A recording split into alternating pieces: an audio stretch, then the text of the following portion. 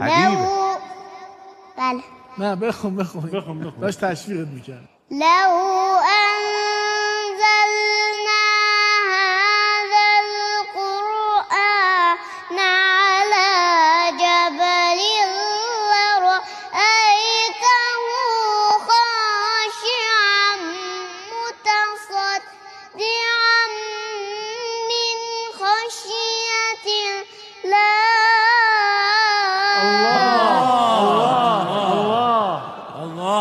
نعم قیافه رو ببین. چشار رو چشکار میکنه. وتلك